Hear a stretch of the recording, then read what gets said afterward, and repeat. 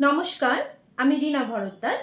Barasat astro research institute and human development সোসাইটির পক্ষ থেকে আমার সকল বন্ধু এবং ফলোয়ার্সদের শুভেচ্ছা জানিয়ে আজকের একটি ভিডিও শুরু করছি। আজকের ভিডিওটা হচ্ছে কোনো হরোস্কোপের ওপরে নয়, সম্পূর্ণ আছে হস্তরেখার ওপরে, অর্থাৎ হাতের ওপরে।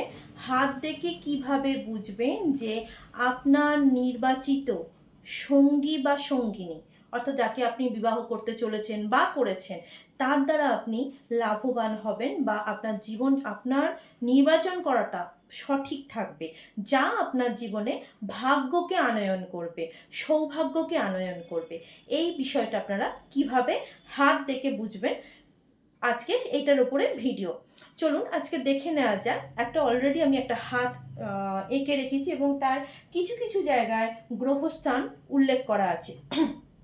যদিও একটা জিনিস মাথায় রাখবেন যে হাত দেখতে গেলে কিন্তু উভয় হাতকে, নারী পুরুষ নির্বিশেষে দুই হাতকেই কিন্তু সঠিকভাবে প্রাধান্য দিয়ে দেখা উচিত, তবেই কিন্তু সঠিক বিচার বিশ্লেষণ আসবে। একটা কথা মাথায় রাখবেন যে আমাদের মধ্যে একটা চিন্তা ভাবনা যেটা আছে যে যদি জীবনে সঠিক সঙ্গী নির্বাচন করা যায় বা কেউ যদি সঠিক সঙ্গী নির্বাচন করতে পারে, তাহলে তার জীবনটা কিন্তু অনেকটা আনন্দপূর্ণ হয়ে ওঠে এবং সেই ব্যক্তিটি বলতে পারেন যে সেই মানুষটির জন্য এই পৃথিবীর মধ্যেই কিন্তু অনেকটা স্বর্গসুখ লাভ করবে, নতুবা নরক যন্ত্রণা এই পৃথিবীর বুকেই কিন্তু ভোগ করবে। তাই আমাদের উচিত হবে এমন কিছু বৈশিষ্ট্য দেখে সঙ্গী নির্বাচন করা উচিত, যে আমাদের বিপদে আশেপাশে থাকবে, বিপদের সময় হাত ছেড়ে বেরিয়ে যাবে না, সে সহযোগিতা করবে। এখন আজকের যে বিষয়টা, যে আপনি আপনাদের নিজেদের হাত দেখে কি করে বুঝতে পারবেন যে আপনার দ্বারা নির্বাচিত কোনো সঙ্গী বা সঙ্গিনী আপনার জীবনে সৌভাগ্য আনয়ন করবে কিনা।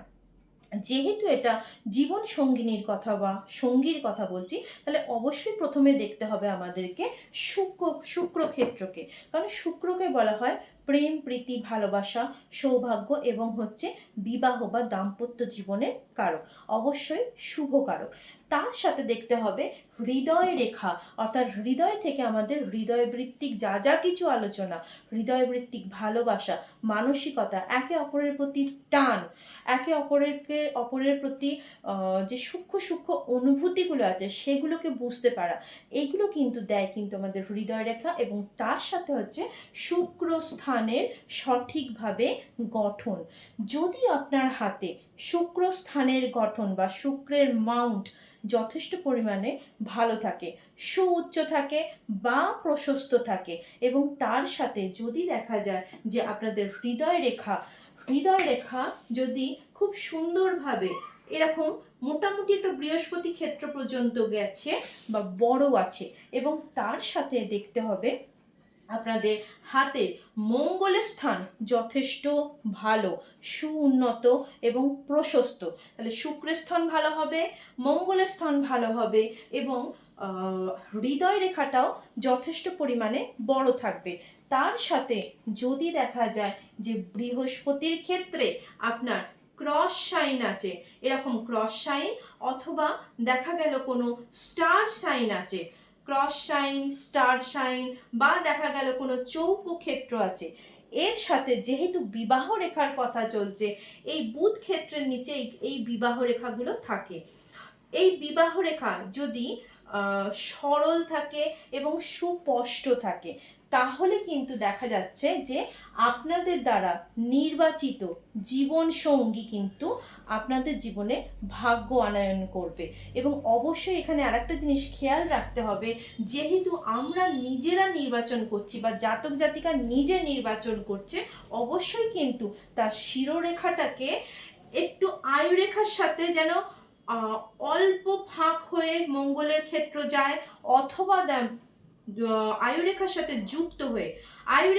যুক্ত হয়ে বা দেখা গেল যে আয়ুরেখার সাথে অল্প গ্যাপ রেখে যদি একটা মঙ্গল এবং চন্দ্রের মাঝামাঝি পর্যন্ত জায়গায় গিয়ে পৌঁছায়, তবেই কিন্তু আপনাদের দ্বারা নির্বাচিত, কারণ যেহেতু শিরোরেখা নির্বাচনটা কিন্তু যুক্তির দ্বারা করা হয়, যুক্তি বুদ্ধির দ্বারা করা হয়। তাহলে আয়ু রেখার সাথে অল্প জুড়ে থাকবে বা সামান্যতম গ্যাপ থাকবে, এরকম কন্ডিশন হলে কি হবে, এরা কিন্তু চটজলদি যে কোনো বিষয়কে সঠিকভাবে বিশ্লেষণ করতে পারে এবং এই বিশ্লেষণী ক্ষমতা দেয় হচ্ছে কিন্তু আপনার বৃহস্পতি। তাই বৃহস্পতি ভালো হবে, শুক্রের স্থান ভালো হবে, তার সাথে শিরোরেখার গঠন এরা যেরকম বললাম সেরকম হলে আপনার দ্বারা নির্বাচিত জীবন সঙ্গী বা সঙ্গিনী আপনার জীবনে কিন্তু সৌভাগ্যের আনয়ন করবে।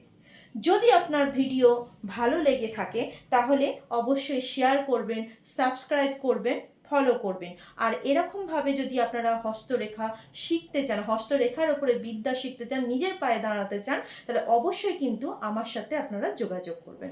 নমস্কার।